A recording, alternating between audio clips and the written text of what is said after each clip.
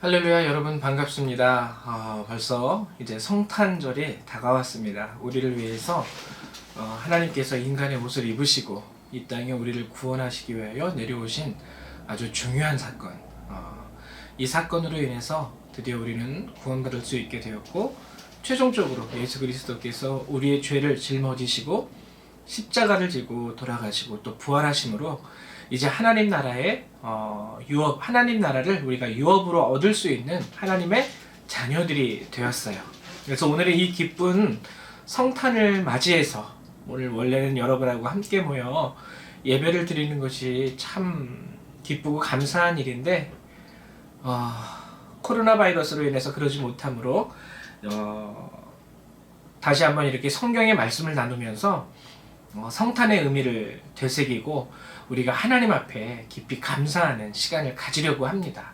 오늘 이 영상을 꼭 보시고 이 말씀을 나누시면서 그냥 기쁘게 가족과 함께하는 시간으로만 지나치는 그런 휴일이 아니라 정말 주님 앞에 감사할 수 있는 그런 참된 복된 성탄 크리스마스 절기를 여러분 맞이하시기를 주님의 이름으로 축원합니다. 우리 오늘 말씀 나누기 전에 먼저 기도하도록 하죠. 제가 기도하겠습니다. 사랑과 은혜가 많으신 하나님 참 감사합니다. 부족한 저희들 늘 이렇게 자녀 삼아주시고 우리의 발걸음을 인도하시며 하나님 그 크신 은혜와 사랑 가운데 하나님 우리를 이해해 주시고 또 오래 참으시고 또 예비하신 은혜로 날마다 이끌어 주심을 감사합니다.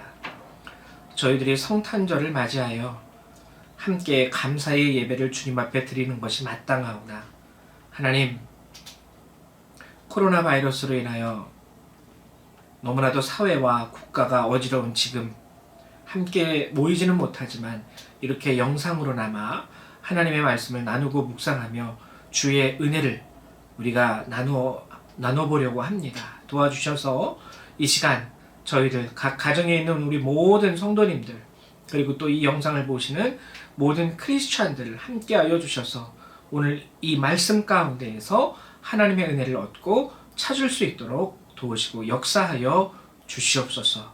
귀한 성탄의 은혜가 이 시간 저희에게 임하게 하시고 참된 감사가 주님 앞에 드려지는 귀한 절기가 될 수 있도록 축복하여 주옵소서. 주 예수님의 이름으로 기도했습니다. 아멘. 예, 오늘은 특별 찬양이 준비되어 있습니다. 제가 이제 여러분들에게 그 가족 안에서 이렇게 찬양 크리스마스를 위한 찬양을 이제 아이들 있으신 분들은 좀 찍어서 영상으로 보내주십사 부탁을 드렸는데요. 우리 정미숙 집사님 가정에 이제 우리 아이들 특별히 우리 성혁이, 성찬이, 쌍둥이들까지 해가지고 아주 즐거운 그 찬양 영상을 보내주셨어요. 그래서 이 찬양 영상을 보시고 그리고 말씀을 함께 나누도록 하죠. 예, 여러분 함께 축하하고 기뻐하고 주님 앞에 영광 돌려주시기를 부탁드립니다.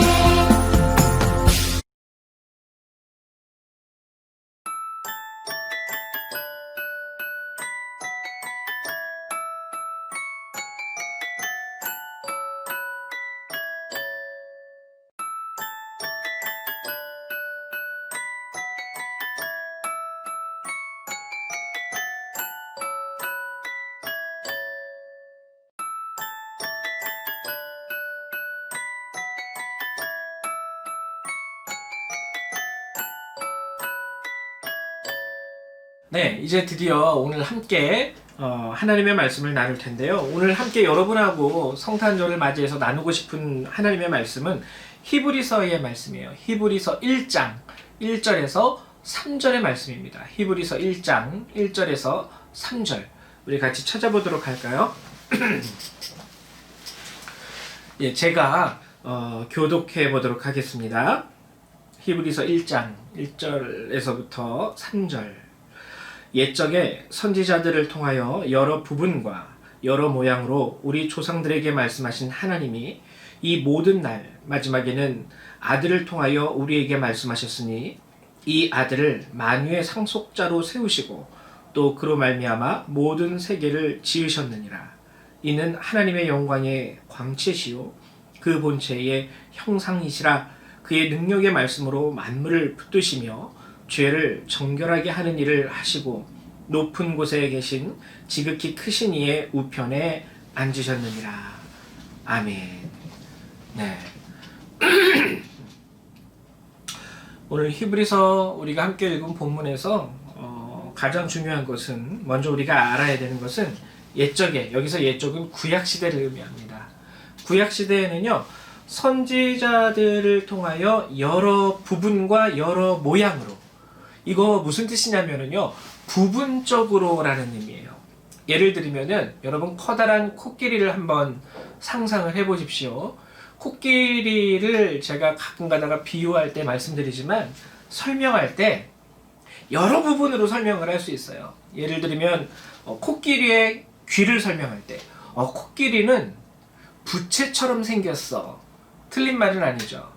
우리가 전체적인 모양을 알고 있기 때문에 단순히 부채 모양으로 생겼어 라고 얘기한다면 아니야, 코끼리는 그렇게 생긴 동물이 아니야 라고 얘기할 수 있겠지만, 예수님이 오시기 전에, 즉 코끼리를 보지 못했던 사람들에게 코끼리를 설명한다면 그 설명이 아주 틀린 설명은 아닙니다.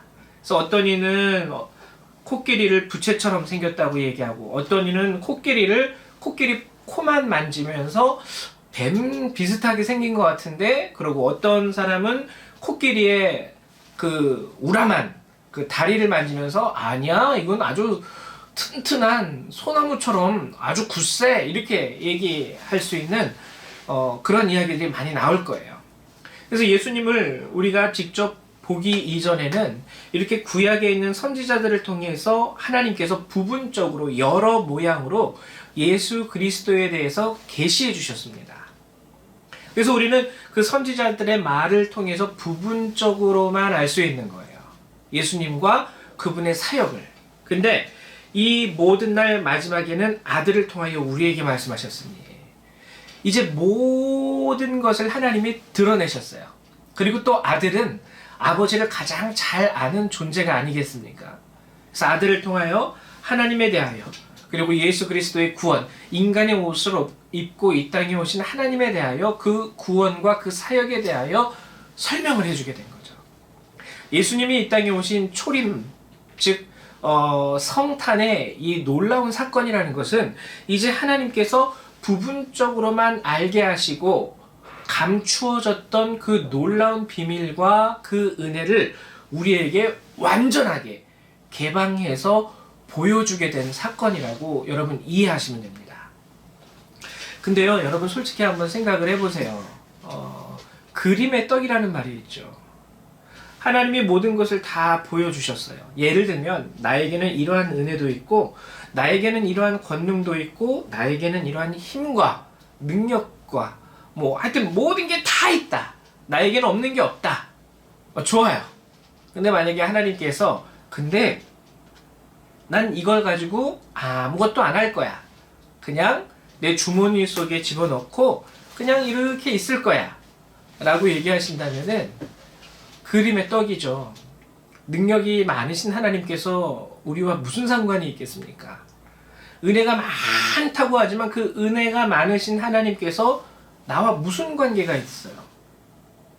그 하나님, 능력의 하나님, 비록 나의 창조주이시지만 내 삶에 관여 안 하시고 나와 상관없고 나를 위하여 아무것도 안 하고 은혜도 베풀지 않으시겠다고 하신다면 우리는 하나님하고 별로 상관할 뭐가 없어요. 근데 오늘 성경을 보면은요, 자, 이제 제가 읽어드릴게요. 잘 들어보세요. 3절에 이는 하나님의 영광의 광채시요. 예, 하나님의 모든 것, 다 하나님의 영광을 우리가 직접 볼 수 있어요. 그 본체의 형상이시라. 이제 우리 두 눈으로 하나님을 완전하게 전체적으로 볼 수 있게 되었습니다. 근데 이제 여기서 중요합니다. 그의 능력의 말씀으로 만물을 붙드시며. 여러분, 이제 이게 중요한 거예요. 그 하나님의 영광의 광채요, 그 능력이 많으신 하나님의 형상이신 그분이 능력의 말씀으로 이제 무엇을 하시기 시작하셨냐면 만물을 붙드세요. 만물을 붙드시고 또 죄를 정결하게 하는 사역을 하십니다. 이게 이제 우리에게 아주 중요한 의미예요. 하나님은 그림의 떡이 아니라는 말씀이고요. 하나님의 그 은혜는요, 우리의 삶 가운데 직접적으로 파고들고 내 안에 들어와 나의 삶 가운데에서 역사하신다는 뜻입니다. 만물을 붙드신다라고 할 때 이 만물이라는 단어 때문에 우리는 나와 깊은 상관이 있나? 이렇게 생각할 수가 있습니다. 근데 만물이라는 것은요, 나를 포함해서 하나님께서 창조하신 이 세상과 하나님께서 사랑하시는 그 모든 영혼들을 다 붙잡아 주신다라는 거예요. 여러분, 이거는요, 죄로 인해서 깨어지고 부서지고 무너져가는, 개인적으로 보면 나의 마음과 나의 삶을 붙잡아 주시는 거고요. 더 나아가서는 내가 속한 나의 환경, 그리고 내가 살아가는 이 모든 지구와 환경, 이 모든 것을 붙잡아 주신다는 의미예요. 하나님이요, 그 능력을요, 가만히 주머니 속에 넣고 그냥 어떻게 사나 우리를 구경하는 그러한 방관자가 아니라는 겁니다. 하나님은 그 능력을 말씀으로 우리를 붙잡아 주시기 위해서 사용하고 계시는 거예요. 그리고 여러분, 각 사람 한 분 한 분을 위해서. 이 놀라운 하나님의 은혜이고 놀라운 하나님의 사랑입니다. 성탄이라는 것은 이 하나님의 붙잡으심의 첫 발걸음이에요. 그 이전에도 많은 선지자들을 통해서 우리를 붙잡아 주시기 위해서 애쓰시고 노력하시고 우리를 부르시고 품에 안으시려고 수없이 노력하셨지만, 이제는 하나님께서 직접 인간의 옷을 입고 이 땅에 오시사 자신의 모든 것을 오픈하시고 우리를 붙잡기 시작하셨다는 겁니다. 이거는 뭐냐면 우리를 붙잡아 주시기 위하여 이제 전심전력하시는 거예요. 모든 것을 오픈했다라는 것은 이제 더 이상 인정사정 볼 거 없다라는 겁니다. 더 이상 감추일 거, 더 이상 뭐 이렇게 이거 할까 말까 재보고 뭐 이런 게 필요 없다라는 거예요. 직접 오셔서 이젠 다 필요 없어. 이젠 모든 것을 다 쏟아부어서 내가 저들을 붙잡아 줘야 돼. 생각해 볼 필요 없고 계산해 볼 필요 없고 막 길고 짧고 뭐 이런 것 뭐 재볼 필요가 없는 거예요. 얼마나 놀라운 은혜의 말씀인지 모릅니다. 오늘 하나님께서 나를 위해서, 그리고 여러분들 한 사람 한 사람을 위해서 그렇게 일하시고 계시다라는 겁니다. 그리고요, 또 보면은 죄를 정결하게 하는 일을 하시고, 여러분, 죄를 정결하게 한다라는 것은요, 단순히 죄의 용서만을 의미하는 것이 아니라 회복을 의미하는 거예요. 여러분, 죄로 인해서 우리 가운데 맺어진 놀라운 결과물들 제가 일일이 설명하지 않아도 다 알고 계시죠. 가장 우리가 첫 번째로 알 수 있는 죄의 결과로 우리 인생 가운데 나타난 것은 예를 들면 아담과 하와의 경우를 볼 때, 제가 말씀드리지만 아담과 하와, 하나님께서 하와를 창조하신 이후에 하와를 데리고 아담에게로 왔습니다. 그때 아담이 한 말이 뭐냐면요, 뼈 중에 뼈요 살 중에 살이다. 여러분, 이거는요 굉장히 로맨틱한 말이에요. 뭐 드라마에서 나오는 아주 아름다운 사랑의 고백과 같이 하와를 바라보는 아담의 진심이 담긴 그 깊은 곳에서 하와를 향한 아담의 마음이 드러나는 그 사랑과 그 깊은 정이 아주 듬뿍 배어서 드러나는 아담의 고백입니다. 내 뼈 중에 뼈, 내 살 중에 살. 정말 하와 당신은 나의 전부이고 나의 모든 것이고 나의 심장입니다. 뭐 이런 식으로 표현한 구절이죠. 근데 죄를 지은 이후에 하나님께서 아담에게 물으시죠. 누가 너더러 내가 먹지 말라고 했던 이 나무의 열매를 먹게 하였느냐. 그때 아담이 지명하여 하와를 지적합니다. 하와가 그랬습니다. 이렇게 얘기하지도 않아요. 하나님이 이거는 아주요 구체적인 진술이에요. 구체적인 진술. 얘가 그랬어요가 아니라 구체적으로 하나님이 나의 갈비뼈를 띄어서 만드신 후에 나에게 데려왔던 바로 이 여자 하와가 그랬어요. 아주 소상히 상세하게 구체적으로 진술을 하며 하나님 앞에 하와의 죄를 드러내고 있고 하와를 좀 더 직설적으로 말하면 고발하고 고소하는 표현이에요. 이게 바로 죄의 결과입니다. 그렇게 사랑했던 관계가 어그러진 게 아니라 어그러진 것을 더 떠나서 부서지고 깨어지고 산산조각이 나는 거죠.